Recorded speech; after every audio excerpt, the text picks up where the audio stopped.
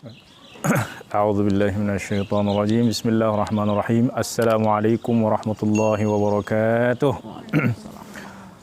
Alhamdulillahi rabbil alamin wassalatu wassalamu ala sayyidina Muhammadin nabiyil anbiya sayyidil anbiya'i wal mursalin wa ala alihi wa sahbihi ajma'in wa man syarrafahumullahu ta'ala bittiba'i nahjihim ila yaumiddin.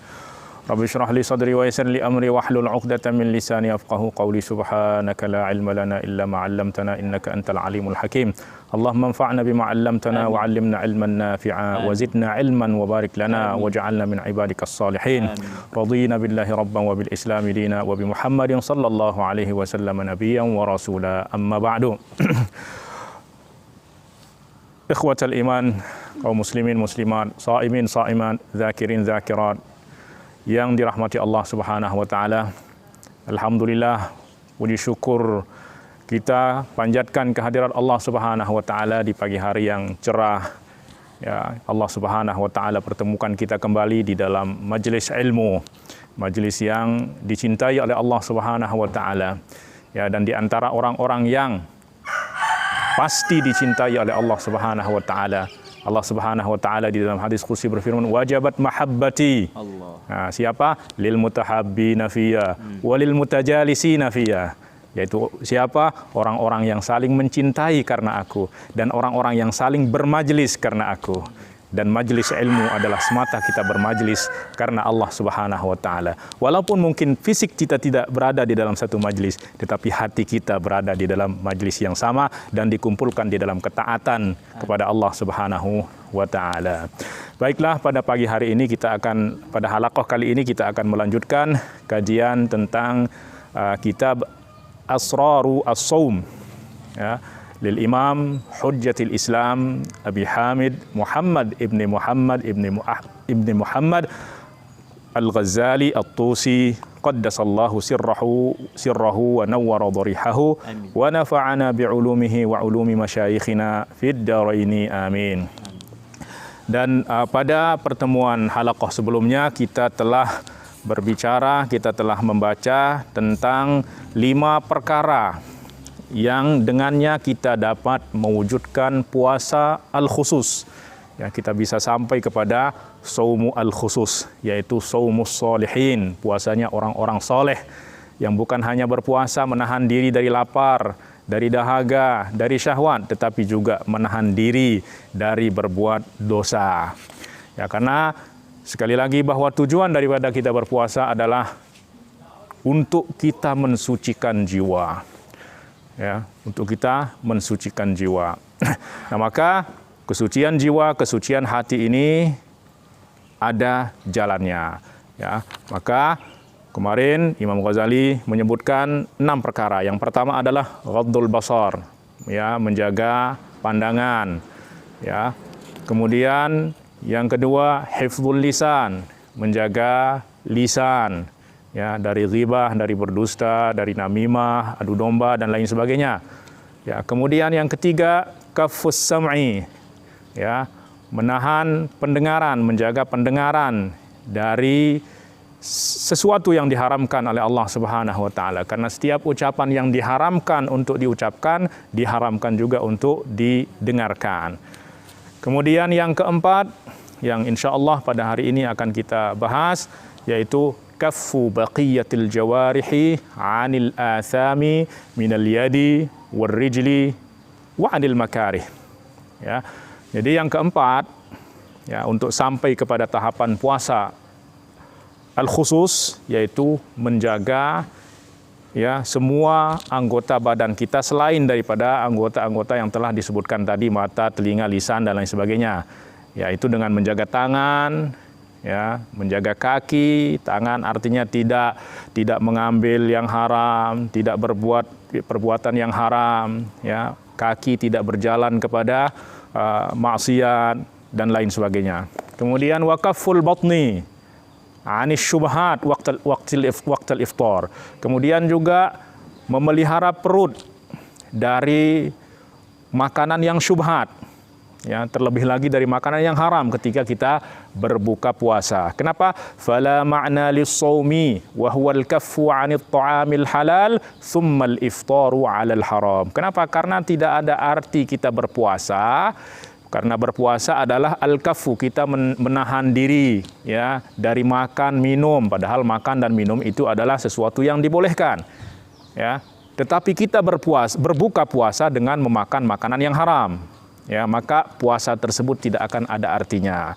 Famithalu hadzal shaimi mithalu man yabni qasran wa yahdimu misran. Nah, maka perumpamaan orang yang berpuasa, ya, perumpamaan orang yang berpuasa meninggalkan makan minum yang dihalalkan, tetapi berbuka puasa dengan makanan yang syubhat, dengan makanan yang haram, itu ibarat orang yang membangun istana dengan menghancurkan kota, ya. Ya, dengan menghancurkan kota. Nah, maka kita harus tetap menjaga ya hal tersebut. Fa inna at-ta'amal halala innama yadurruhu bi kathratihi la bi naw'ihi. Fasaumu li taqlilihi. Nah, sesungguhnya makanan yang halal itu berbahaya jika ia banyak. Ya, jadi bukan jenis makanan itu yang berbahaya, tetapi banyaknya. Ya. Kenapa? Karena makanan ini ibarat obat. Ya, obat itu harus dimakan sesuai dengan dosisnya. Tetapi apabila obat tersebut kelebihan dosis, maka akan berbahaya. Maka demikian juga makanan yang halal, jika terlalu berlebihan, maka itu akan berbahaya. Baik itu bagi kesehatan kita sendiri atau bagi jiwa kita, bagi hati kita. Fasaumu li taqlilihi. Oleh sebab itu puasa ini memiliki fungsi untuk mengurangi makan tersebut. Wa tarikul istikthar minad dawa'i khaufan min dararihi idza adala ila tanawuli summi kana safihan. Maka ini masih ibarat tentang orang yang berpuasa tetapi berbuka dengan makanan yang haram. Itu Imam Ghazali memberikan perumpamaan seperti orang yang mengurangi minum obat, ya, mengurangi minum obat karena takut overdosis. Tetapi apa? Tetapi ia berpindah dengan meminum racun. Dia tinggalkan obat karena takut berbahaya, artinya tinggalkan banyak minum obat karena takut berbahaya overdosis, tetapi dengan meminum racun. Nah, maka ini ibarat orang yang berpuasa, tetapi dia tidak menjaga diri dari makanan yang syubhat dan makanan yang haram. Maka itu orang tersebut adalah safih, ya, orang yang bodoh, orang yang tolol katanya. Wal haramu summun yuhlikud dina, dan sudah pasti bahwa perkara haram itu adalah racun yang akan menghancurkan agama kita. Wal halalu dawaun, dan yang halal itu adalah obat, yanfa'u qaliluhu, yang akan bermanfaat sesuai dengan dosisnya.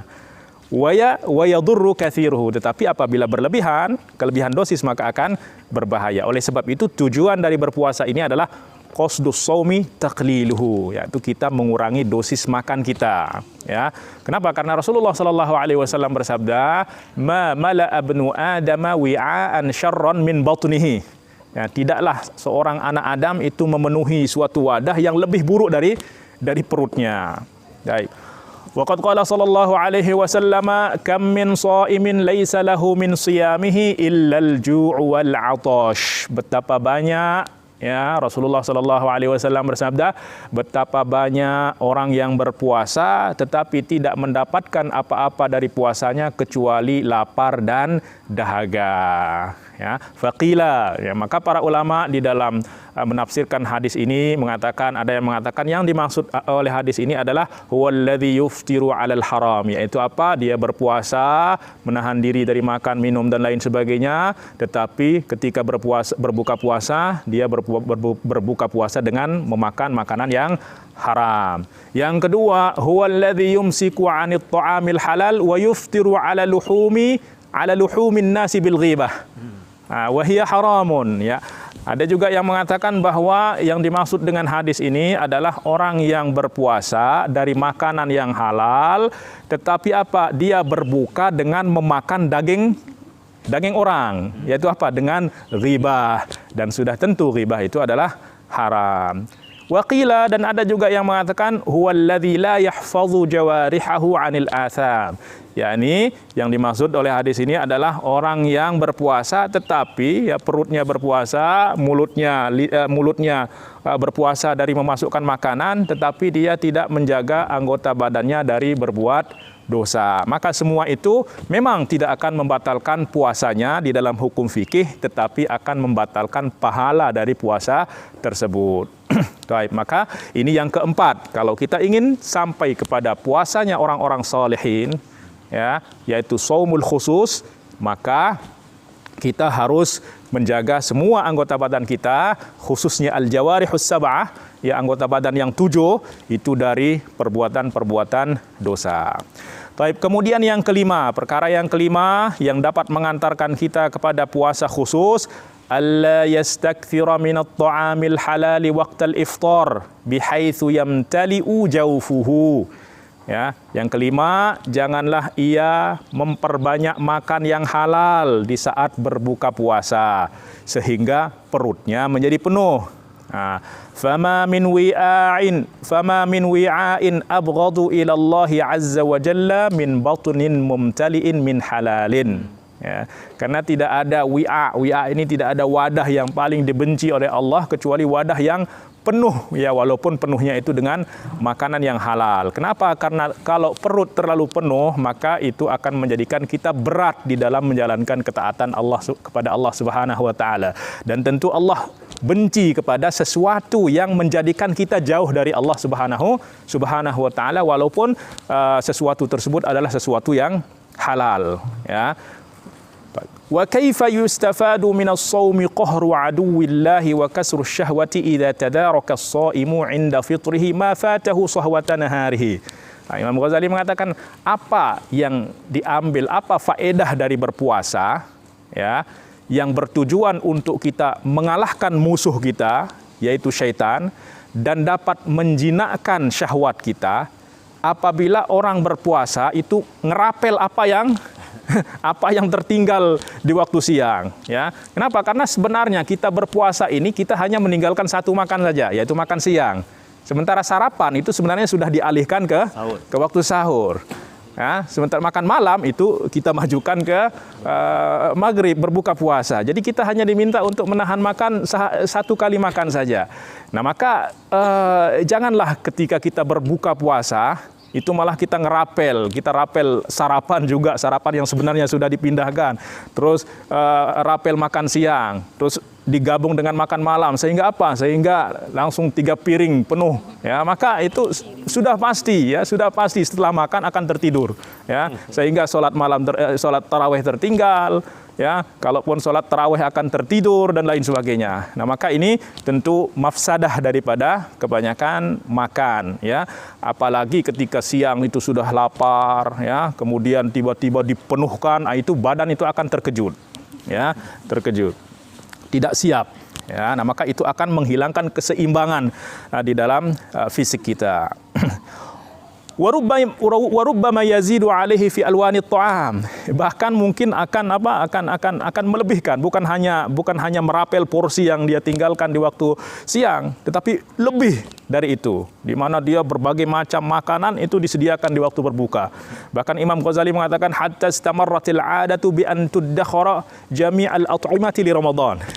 Bahkan ada kebiasaan orang, ya, kebiasaan buruk di mana makanan itu disimpan untuk Ramadan, sehingga apa?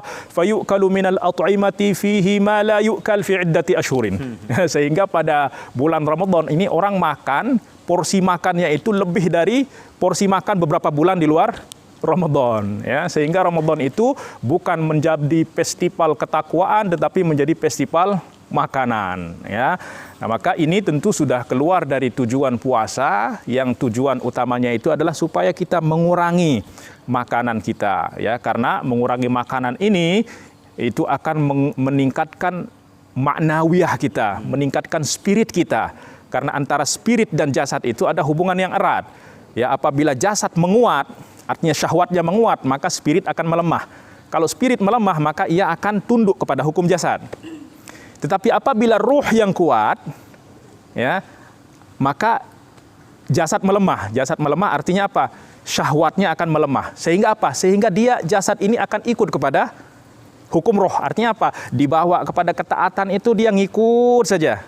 Ya, mudah untuk dibawa kepada ketaatan-ketaatan. Diajak sholat tarawih ringan, dibangunkan sholat ringan. Kenapa? Karena jasad hukum syahwat ini sudah mengikut kepada roh. Nah maka antara roh dan jasad ini seperti dua mata timbangan. Ya, kalau yang satu turun maka yang satunya akan naik. Yang kalau satu naik ya maka otomatis yang satunya turun. Tidak bisa berjalan seiring. Ya, dia akan siapa yang kuat dialah yang akan diikuti. Ya, yang lemah pasti akan mengikuti. Nah maka di dalam puasa tidak ada istilah keseimbangan. Keseimbangan kekuatan syahwat dan kekuatan ruhaniyah itu tidak bisa. Jadi ruhaniyah itu akan kuat apabila syahwaniyah ini melemah. Ya.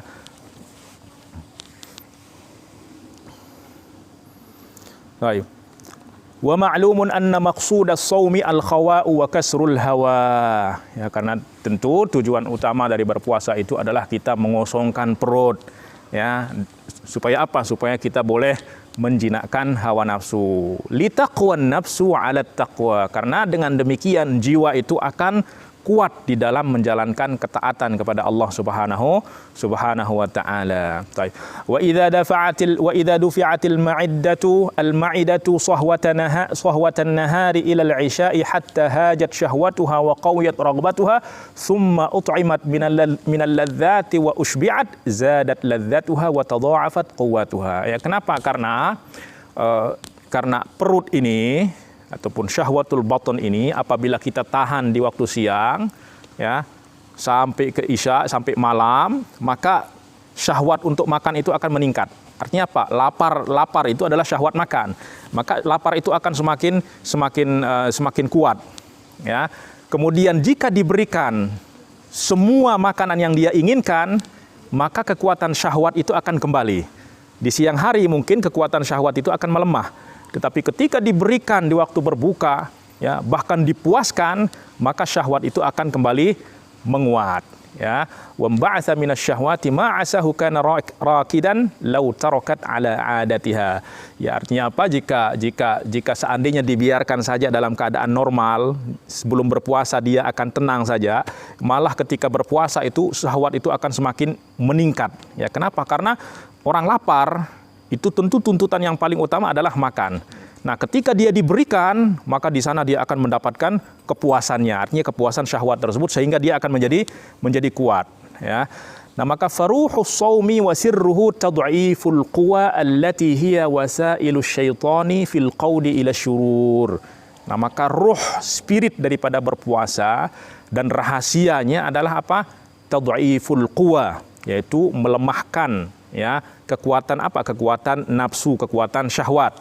Ya, yang mana syahwat ini adalah jalan setan ke dalam diri kita, sehingga dengan syahwat itulah kita dapat ditundukkan sehingga terjatuh di dalam perbuatan dosa.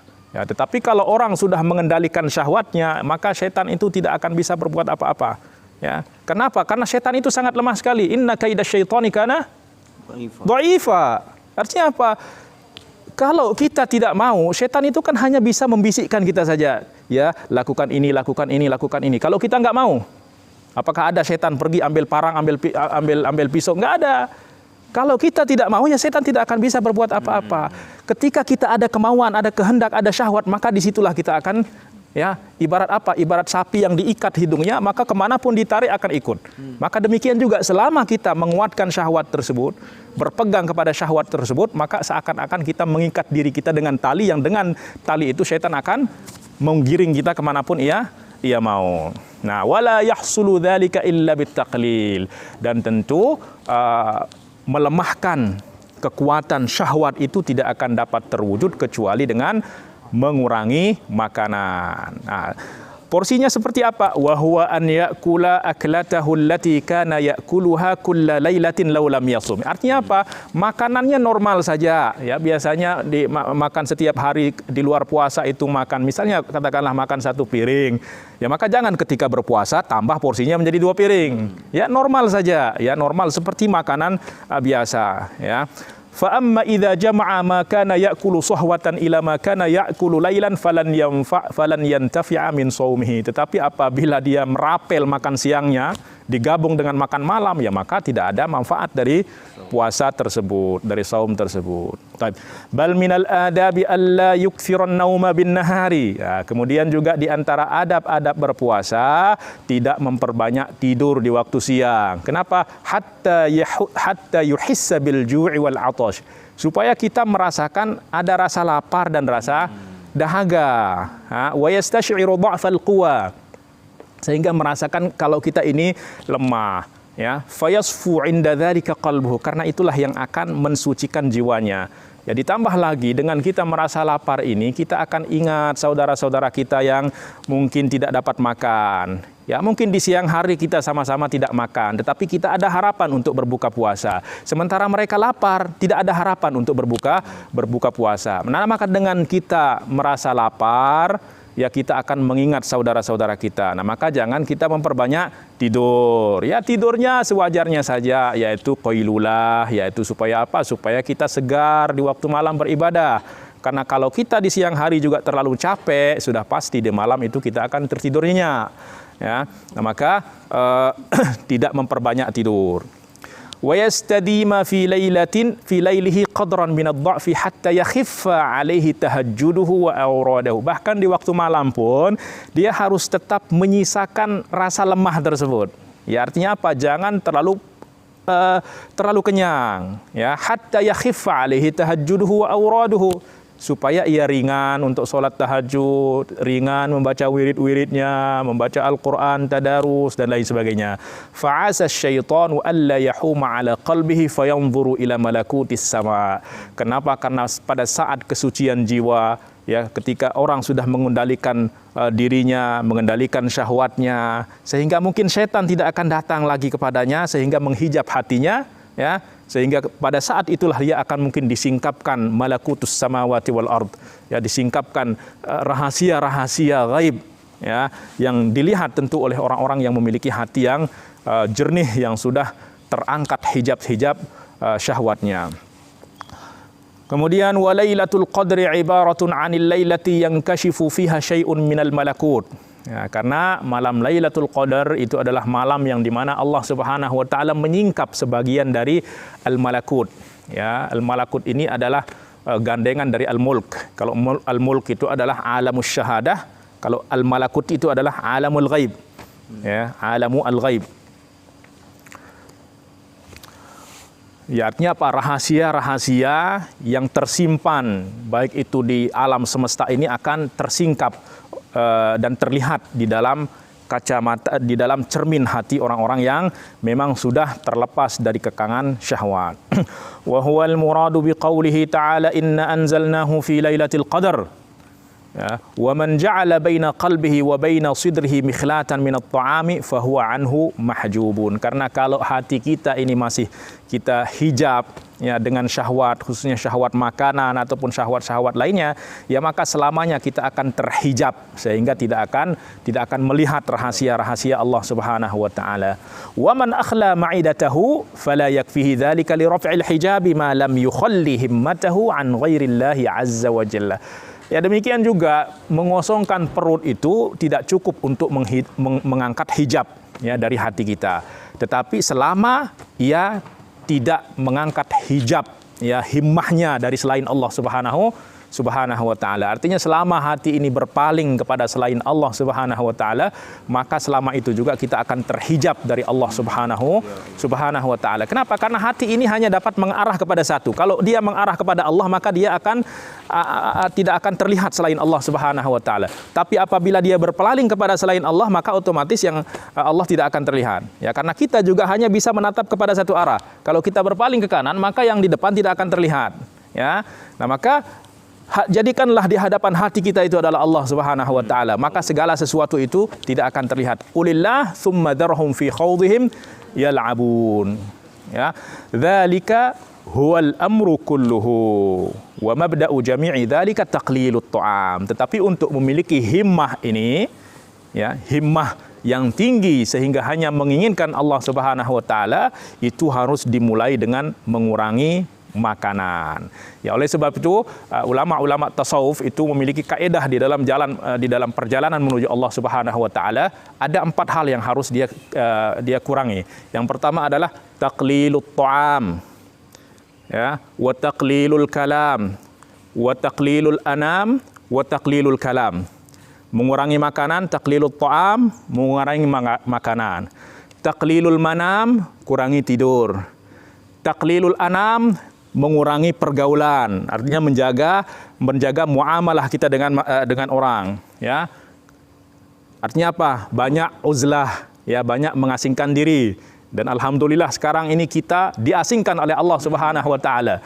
Ya, sehingga kita lebih dapat menjaga hati kita. Karena hati ini sering sekali dibuat kesal oleh muamalah kita. Itu Allah Subhanahu wa taala jauhkan diri kita. Terkadang kita tidak dapat menahan diri dari memandang aib orang lain. Pada saat ini Allah paksa kita untuk stay at home, ya. Sehingga dengan demikian Allah Subhanahu wa taala, dan ini mungkin di antara hikmah yang sangat besar sekali, yaitu Allah Subhanahu wa taala menjaga kita dari berbagai macam keburukan-keburukan yang jika kita terlepas maka akan terjatuh di dalam keburukan-keburukan tersebut. Kemudian yang terakhir adalah taqlilu al-kalam, tidak banyak berbicara kecuali berbicara yang bermanfaat, ya, zikir, salawat, ilmu dan lain sebagainya. Ya, nah maka itu 4, ya, hal yang harus dikurangi. Taqlilut ta'am, taqlilul kalam, taqlilul manam, taqlilul anam. Al-anam yakni al-insan, yang dimaksud adalah muamalah dengan manusia. Ya, itu adalah mabda, ya, prinsip di dalam berjalan menuju Allah Subhanahu wa taala. Wa sayati lahu mazidu bayanin fi kitabil at'imati insyaallah azza wa jalla. Itu yang kelima, yaitu mengurangi makanan yang halal di waktu berbuka puasa. Ya, karena tujuan dari berpuasa itu adalah kita dapat mengendalikan diri, mengendalikan syahwat ta'am, syahwat makan, nafsu makan dan lain sebagainya. Ya. Nah, kemudian yang keenam, ya, di antara tangga-tangga menuju puasa khusus adalah an yakuna qalbuhu ba'dal iftari mu'allaqan muttariban bainal khaufi war raja. Kemudian setelah, ya, yang keenam, ya, setelah berbuka puasa hati juga harus tetap merasa apa? Merasa muttarib, merasa bimbang antara khauf dan roja, antara berharap, antara takut dan berharap, yakni harap-harap cemas. Yakni apa harap-harap cemas ini? Yakni dia berharap puasanya diterima oleh Allah Subhanahu wa taala dan takut, ya, puasanya itu ditolak oleh Allah Subhanahu wa taala. Dan mungkin inilah yang diisyaratkan di dalam Al-Qur'an. Allah Subhanahu wa taala berfirman, walladzina yu'tuna ma atau wa qulubuhum wajilatun annahum ila rabbihim yarji'un, yaitu orang-orang yang menjalankan apa yang diwajibkan kepada mereka. Wa qulubuhum wajilah, tetapi apa? Mereka dalam keadaan hati mereka merasa takut, merasa khawatir. Sayyidah Aisyah bertanya kepada Rasulullah sallallahu alaihi wasallam, "Siapa yang takut ini ya Rasulullah? Apakah mereka adalah orang-orang yang mencuri, takut diazab oleh mencurinya? Orang-orang yang berzina takut diazab oleh sebab zinanya?" Rasulullah mengatakan tidak. Orang yang takut itu adalah justru orang yang menjalankan segala bentuk ketaatan dan mereka takut segala ketaatan mereka itu ditolak oleh Allah Subhanahu wa taala. Ibarat kita punya bos, ya. Di depan kita ada bos, ya. Meminta kita untuk melakukan tugas. Setelah laporan, kita di dalam menjalankan tugas, kita tidak betul-betul di dalam menjalankannya. Kemudian ketika dibaca laporan, ternyata laporan tersebut dilempar ke wajah kita. Apa yang akan kita rasakan? Ya. Subhanallah. Maka demikian itulah yang sangat dikhawatirkan oleh orang-orang soleh. Bukan lagi berpikir tentang azab, tetapi tentang bagaimana Allah Subhanahu wa taala marah kepadanya, murka kepadanya karena tidak menerima amal tersebut. Nah, maka ini adalah sifat daripada orang-orang yang bertakwa, di mana dia tetap, walaupun dia telah berbuat sebaik mungkin, dia tetap khawatir jangan-jangan ibadah saya ini tidak diterima oleh Allah Subhanahu wa taala. Idz laisa yadri atuqbalu shaumuhu fahuwa minal muqarrabin. Sebab apa? Sebab dia tidak tahu apakah puasanya ini diterima oleh Allah sehingga dia dijadikan sebagai orang-orang yang didekatkan kepada Allah Subhanahu wa taala. Au rudda alaihi fahuwa minal mamqutin, atau puasanya tolak sehingga ia termasuk dari orang-orang yang dibenci oleh Allah Subhanahu wa taala. Oleh sebab itu Sayyidina Ali karramallahu wajhah itu kalau selesai salam assalamualaikum itu mukanya langsung pucat. Ketika ditanya kenapa ya Amirul Mukminin gitu ya. Beliau menjawab apa? Saya takut solat saya digulung, dilipat kemudian dilempar ke wajah saya. Ya, khawatir solatnya tidak diterima oleh Allah Subhanahu wa taala. Nah, maka ini dan rasa ini akan menjaga hati kita dari ujub, ya, dari merasa sudah sempurna, merasa baik dan lain sebagainya. Justru orang mukmin itu selalu merasa dirinya kurang. Karena merasa kurang ini yang akan menjadikan kita senantiasa berusaha untuk menyempurnakan diri. Tetapi kalau kita sudah merasa baik, ya maka ya kita akan merasa tenang, tidak ada upaya untuk memperbaiki diri lagi. Kenapa? Karena sudah merasa baik. Kalau kita sudah merasa sempurna, ya maka selamanya kita akan berada di dalam kekurangan. Kenapa? Karena sudah merasa sempurna sehingga tidak ada upaya untuk menyempurnakan diri. Nah, maka demikian juga di dalam kita berbuat ketaatan kepada Allah Subhanahu wa taala. Setelah kita beribadah itu kita harus merasa khawatir. Oleh sebab itu coba kita lihat bahwa di dalam segala ketaatan yang setelah kita lakukan itu kita dianjurkan untuk beristighfar. Coba setelah kita sholat apa? Assalamualaikum langsung astagfirullah. Seakan-akan kita baru berbuat dosa. Kita istighfar kenapa? Kita khawatir jangan-jangan di dalam sholat kita ada sesuatu yang Allah tidak suka, maka kita beristighfar. Kita bersihkan, ya. Karena ibarat kita bangun rumah sudah selesai, ya, terbangun semuanya, dekorasinya sudah. Apakah sudah selesai semuanya? Belum. Kalau belum dibersihkan dari kotoran-kotoran, ya maka belum finish. Oleh sebab itu setelah finish semua, apa yang akan dilakukan setelahnya? Bersih-bersih dan lain sebagainya. Nah, bersih-bersih itulah istighfar, ya. Setelah kita tawaf, fastaghfirullah, diperintahkan juga untuk beristighfar, ya.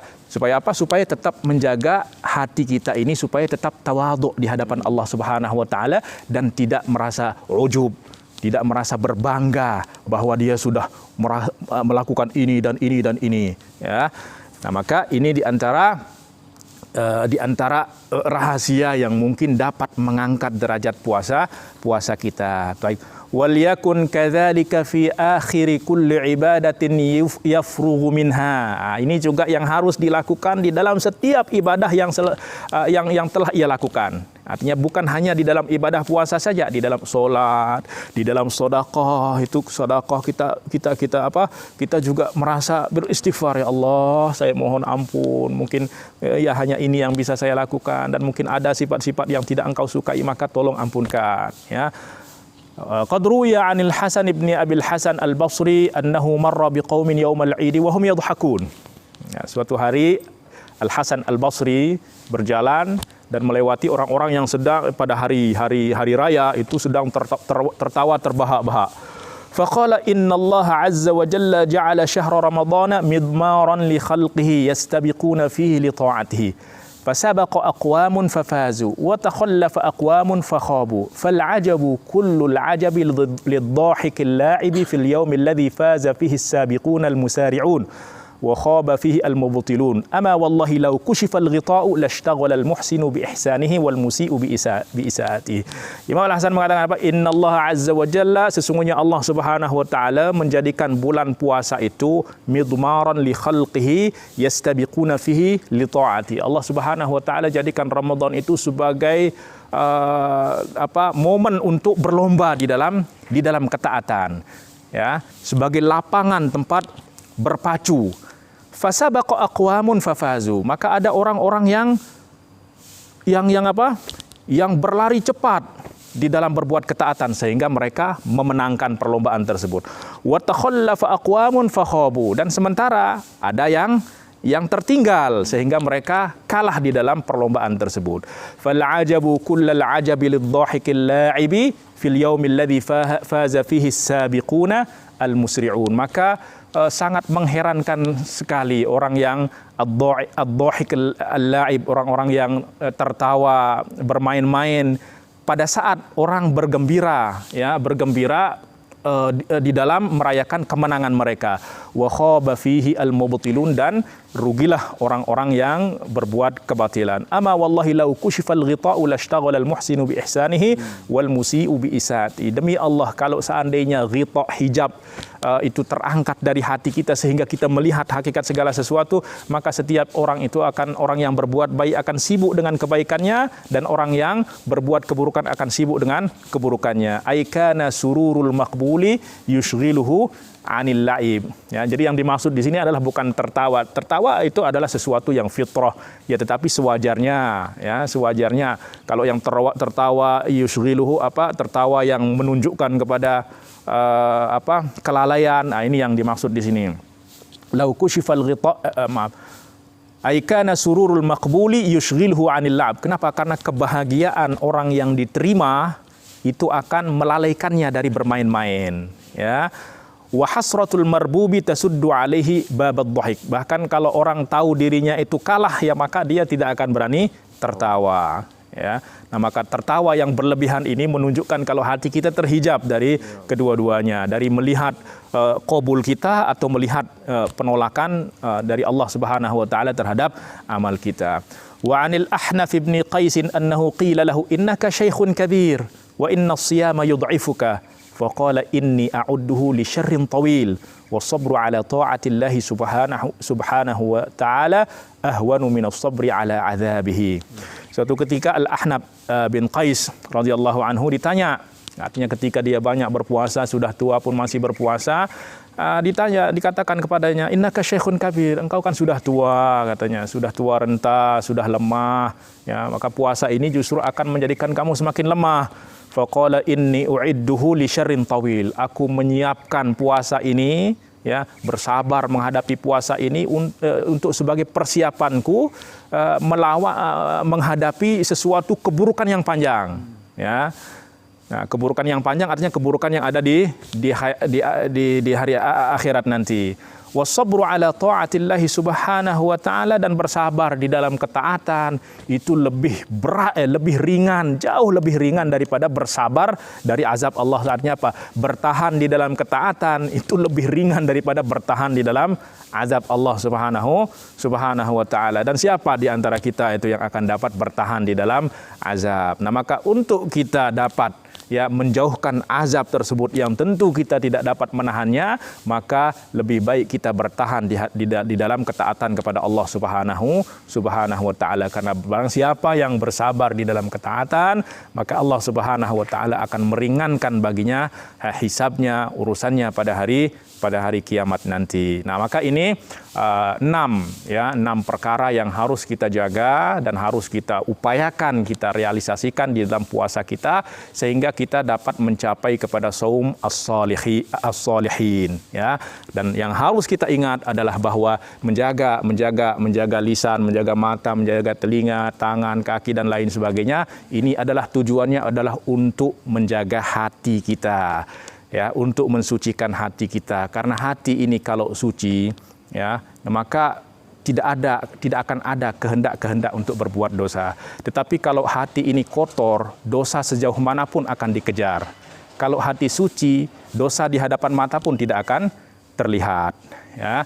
Nah, maka intinya adalah kesucian hati, yang jalannya adalah kita berpuasa, kemudian menjaga semua anggota badan kita sehingga hati ini tetap terjaga, sehingga akan tetap merasakan kebersamaan dengan Allah subhanahu wa ta'ala. Baik, mungkin untuk halaqah kali ini kita cukupkan sekian, yaitu dengan membahas 6 perkara yang dapat menghantarkan kita kepada puasa al-khusus, ya. Walhamdulillahi rabbil alamin wa sallallahu ala sayyidina Muhammadin wa ala alihi wa sahbihi wasallam.